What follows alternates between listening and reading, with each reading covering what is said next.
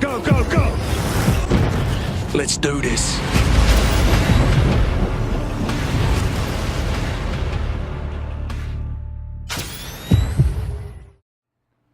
Our next topic is something that you either absolutely love and still love, or you're completely sick and tired of hearing it, seeing it. Every video, everyone's talking about it. Everyone on Twitter's tweeting about it. And that is Fortnite.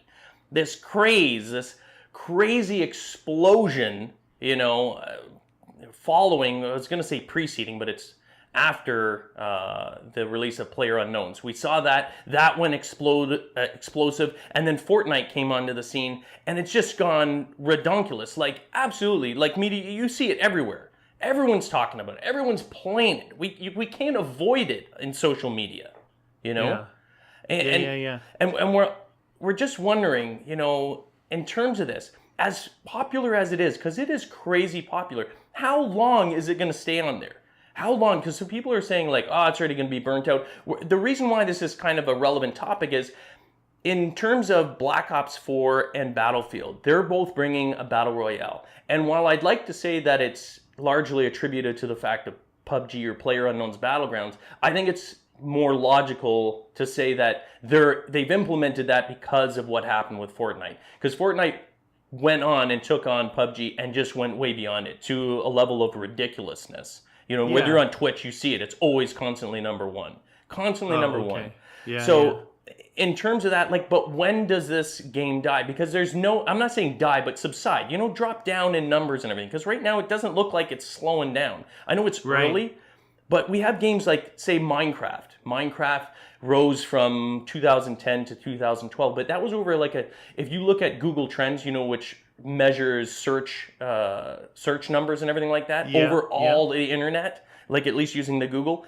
The growth of Minecraft to its peak, which is actually as high, or if not higher than what Fortnite is right now, and higher than, say, GTA 5, which is the other one that I'd like to compare it to, it was more of a gradual incline, because I think it was because they released it unofficially until, what is it? Was it 2013 or 2012? It was a while. Yeah, it was a while. And then it sold. There was a lot of iterations. But the beta period, and modding. The modding and the beta period allowed for this constant improvement over a span of two years. When you look at something like GTA 5, which is another super popular game, it exploded. It exploded, record sales.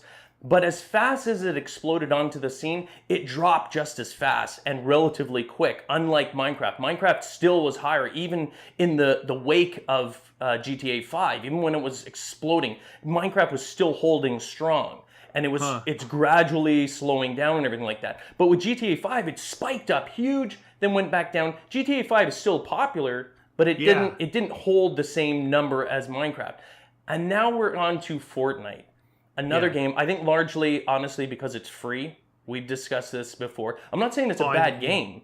I think 100% we wouldn't be talking about this game if it wasn't free. I think. I was trying to be a little more diplomatic, but I completely 100% agree with you. It could be the best game in the world. That's not what I'm saying. If you play Fortnite, you love it, that's awesome.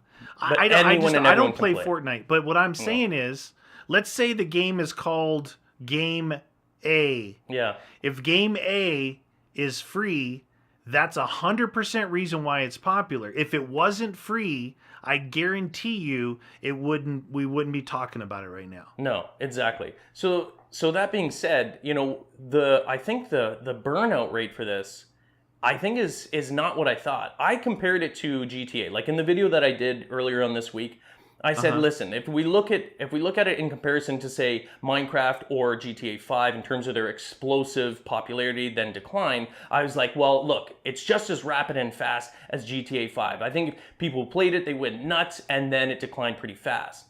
Right. But when I looked at the numbers a little bit more on Google Trends with the Fortnite, it's actually doing something that I didn't expect it to do. And this is something I looked at after I made that video. It is holding. It is holding that peak. It's not like it's holding it longer than what GTA 5 did. Like it is holding strong. I don't know what they're doing. I think personally what Fortnite does is it's interesting the games that you brought up.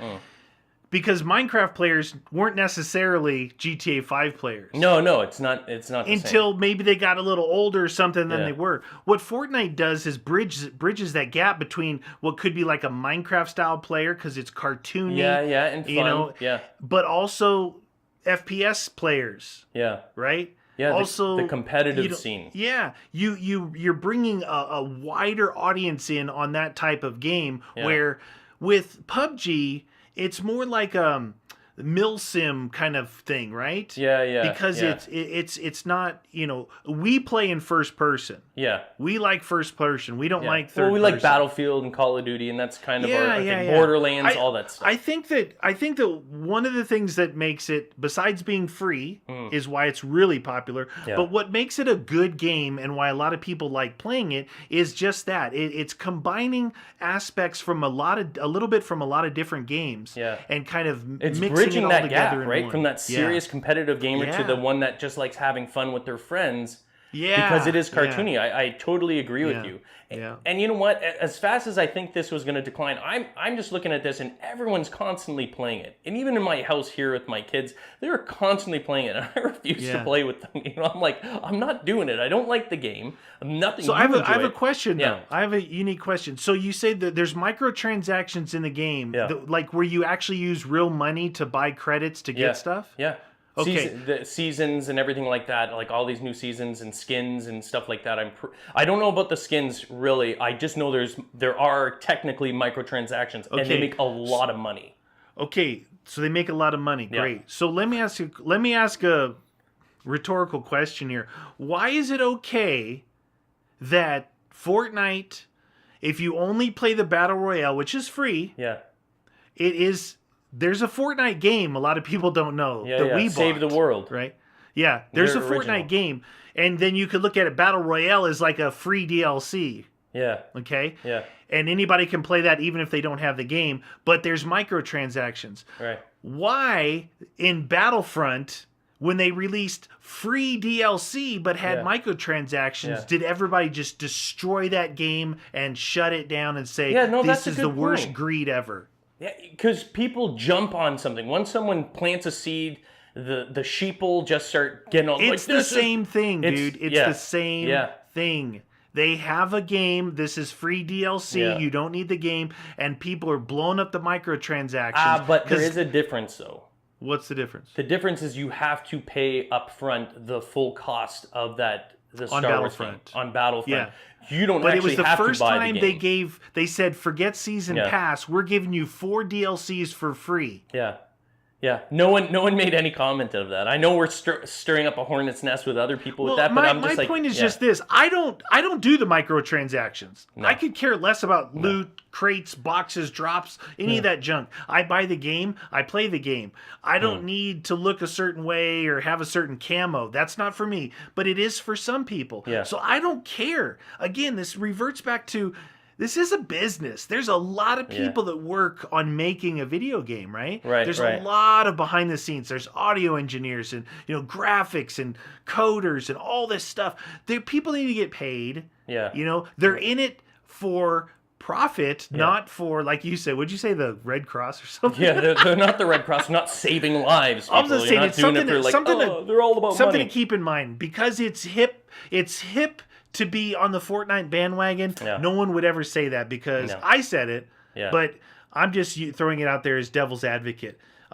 It destroyed one game. It's not destroying this game, but I think that it's a fun game that a lot of people have access to, and that's why it's popular.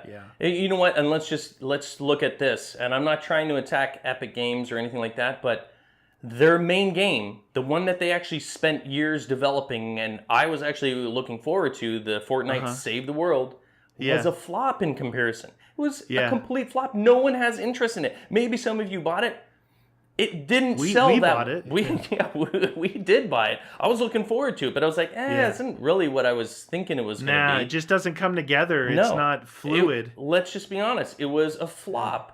And so they capitalized on the success of PUBG, and they made something like that. They're, whether you're going to argue it their own or whatever. And good on them. What a great business move they did there. Like, great business move. No one owns Battle Royale. I know that. Did we get any comments on this one? Oh, yes. Yes, we did. Okay. All right. We got Cody Neely. And he says, Fortnite will die when Black Ops 4 and Battlefield come out. So I asked people, when do you think the popularity of Fortnite's going to subside? And that's not the only person. So Cody, thanks for your comment, first of all. Thank you, Cody. But, people are like, oh, well, once this comes out or once the new game comes out, then it's going to really impact that. And I see that from a certain perspective, right? Like, there's nothing else. Summer's the dead zone. There's no new releases or anything like that. I think it's safe and natural, and it is somewhat logical to say, hey, when Black Ops 4 comes out, because they have a Battle Royale mode, when Battlefield comes out, they have a Battle Royale mode, that there's going to be some sort of pull away from the Fortnite community. But I really honestly don't think it's going to be enough to take down Fortnite, or they're going to see it that big. One, because regardless if Battlefield or Call of Duty add a Battle Royale thing, which is trendy right now, it's not free. It's not free, and the popularity of Call of Duty has been kind of subsiding over the years. It may boost it a little bit, but I don't see an expensive, like, and this will be for a different topic, and I know some of you guys are crazed up for this, and maybe you don't know this, Meaty, but in order to play the Seasons Pass or get the Seasons Pass, you can't buy the game by itself and buy a Seasons Pass separately. It's an all-in-one shot here. So that means it's like $109 or something like that. That's the game with, I know, I'll have to investigate. If I've got that wrong, I apologize, but I haven't looked into this in a while, but that was something like Daz, Yeah. Daz mentioned, he's like, oh my God, what the heck? Like, you have to buy the 109 in order to get the Seasons Pass. They're not selling it separately. It is part of it. And I'm like, well, if it's part of it... That doesn't make sense, because people are going to buy the regular game, and then maybe a year from now, they might want to get in on the DLC. It's definitely... I think it's a marketing angle that they're trying to take here, trying to force everyone to get the Seasons Pass with it originally. But I'm like, well, if you're going to do that and you're already aware of it, why don't you lower the price? Make it more attractive to people. You know what I mean? And give those people a lot more than someone who buys the season pass later on. Yeah. Give them a lot of skins, stuff like that obviously doesn't impact the game, not pay to win, but give them camos or skins or something that makes that's a lot of money. But do you think that the release of Black Ops 4 and Battlefield, knowing that they're also going to have, whether the games themselves or the games are going to take away from Fortnite? I just don't. No, because look, Call of Duty is very, very focused on a certain player base. Yeah. Battlefield's very focused on a certain player base, and Fortnite is grabbing from a lot of player bases. Yeah, you're right. That diversity, like you mentioned before, the younger versions, it's way more competitive, I think, in terms of that. Yeah, I don't think it'll have... It might have... it's going to have some... Yeah. Because of the time that... how many times can you do the same thing on Fortnite, and then these new games come out. So, it's going to have some. Well, for me, it's but I don't really play Fortnite, so that doesn't really count. But it's going to pull certain people. I know at the end of summer, everyone's all playing it. There are going to be a certain burnout rate, and they're like, okay, let's get on to something new and fresh. Especially in the holiday seasons when everyone's got their new games from mom and dad. You know what I mean? Yeah. The numbers are going to drop. All right, so we got another comment. This one's from Button Pusher. Pusher BP. Fortnite will have its time in the sun, but I know that after the holiday season, we will see a massive numbers dropping. Then during the following year, it'll stale out, or I think I wrote that wrong. Like stale out or whatever, and most players will have moved on to other titles. We will see a very sharp decline around the holidays and shortly after the holidays, then a more spread out, steady decline afterwards. Yeah. Well, if you look at the overall amount of games that are coming out in holiday season. Yeah, big titles. Red Dead, man. Red Dead. I think a game like Red Dead is going to have a bigger impact on the Fortnite base. Yeah, I'm actually super excited about that, man. Yeah. But you've also got Assassin's Creed's coming out. There's a lot of different games coming out that could affect that. It's a big year. It's a big year for AAA games. For sure. Look, some people will have to save up just to buy one AAA title with all the bells and whistles, with like the season pass, DLC content, whatever. Yeah. They'll save up for one big one. And with Fortnite being free, they don't have to do that. They can just play the heck out of it. Okay? Yeah, that's true. So maybe that big title that they're saving for is Red Dead. Maybe it's Assassin's Creed. Maybe it's Black Ops. Maybe it's Battlefield. Yeah. And then, they're going to get back to something like that, Yeah. I think the launch time, if you're just talking about maybe another year where Battlefield wasn't coming out and maybe it wasn't such a highly anticipated Treyarch Call of Duty coming out, I think it would have been better for Fortnite. I think with all these big AAA titles coming out, Red Dead and all that, I think it's going to have, if we're going to see a big decline, it's going to happen this season. I think that's what's going to happen with this.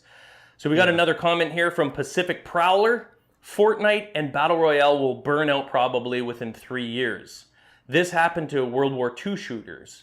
World War II shooters dominated the markets and eventually fizzled out 2009. The same thing will happen to Fortnite and Battle Royale as the market will be oversaturated with Battle Royale games. Oh, yeah. Okay, good point. Not just saying that Fortnite itself, but the whole concept of the Battle genre. Royale. Well, because look, Call of Duty. It's a good point. They're adding it.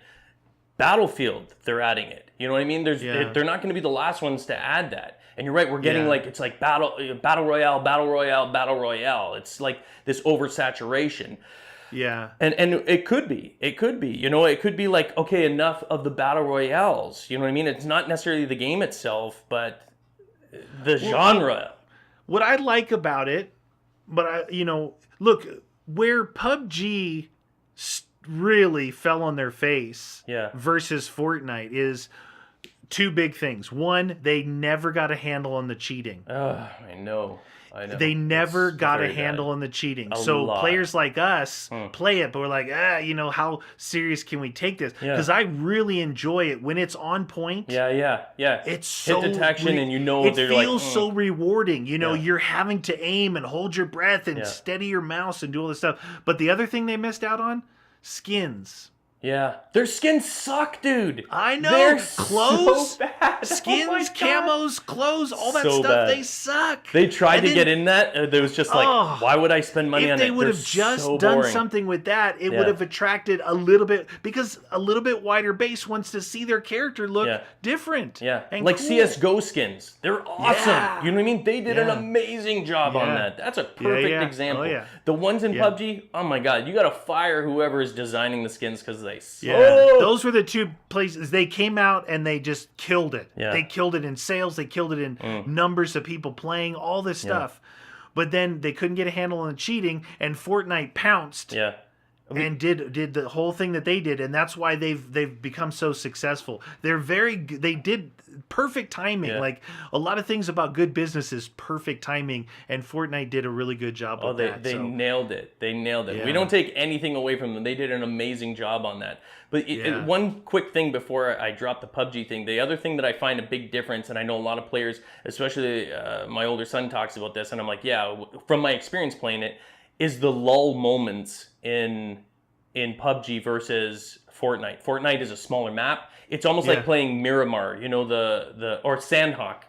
Yeah, the small one. The small one is much more intense. It's faster. It's happening, and it's constant action. It keeps you engaged. But there are two larger maps. There's so many moments where you are, it's the running simulator. You're just running forever, and it's like, oh my God, only to get shot in the back.